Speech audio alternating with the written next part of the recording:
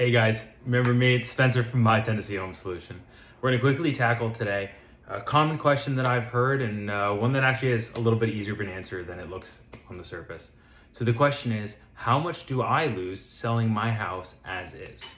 Right, so as is when a purchaser or a cash buyer like myself and my team buys your house exactly how it sits. So walls, paint, floor, kitchen, you change nothing. You don't fix anything, you don't update, repair, none of that. We'll buy it exactly how it sits. Yeah, as is, right? How she sits.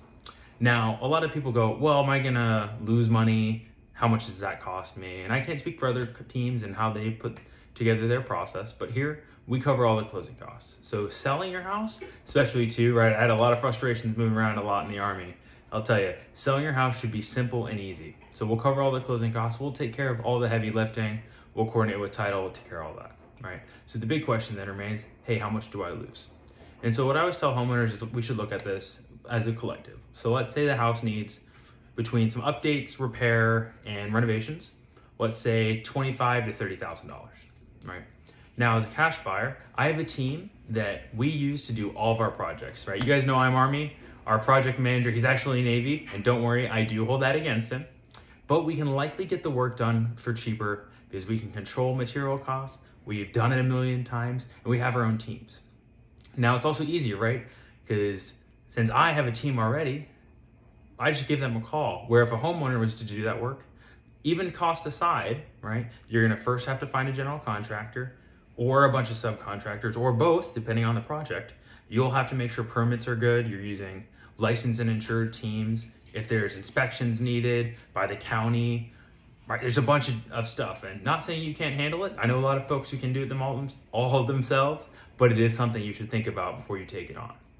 Now, so if we talk about the fun side, is often what I see is when families invest that back into their property, what they do is they take it to that market level. Now, there's nothing wrong with that, but in a lot of cases, hey, I can buy your house as is now for more than you'd walk away with. Because if I'm gonna buy your house for $100,000, but you say, hey, if I put $30,000 into it, I can get 150. Now, break that down. So you sell it for 150, you got realtor costs, closing costs. Let's say that 30,000, right? So that goes in, so you have to pay that back to break even. And often a cash offer ends up higher than what you would get on market after, right? All those costs come back. So you have to pay off that 30,000. And I don't know about you guys, but I don't just have 30,000 sitting around for a project like that. So what I always say is, hey, let's break down the numbers. So every time I sit down with the family or we talk through a project, we got to make sure it makes sense for both of us, because I don't want you to lose a penny or I walk away not feeling taken care of. The same way, we're not the best fit for every project. But I can tell you, if you have a house that needs a little bit of work, a little bit of love, maybe a lot of work and a lot of love, there's no better team out there to get you squared away. We'll make sure you walk away with more money in your pocket, quicker and easier, with no stress. We've done it 1,000 times, I'll do it 1,000 more. We'll get you squared away. Appreciate you guys. Give us a call if any of this sounds like it's a good fit for you, or maybe if you just want to talk. Appreciate y'all. Bye.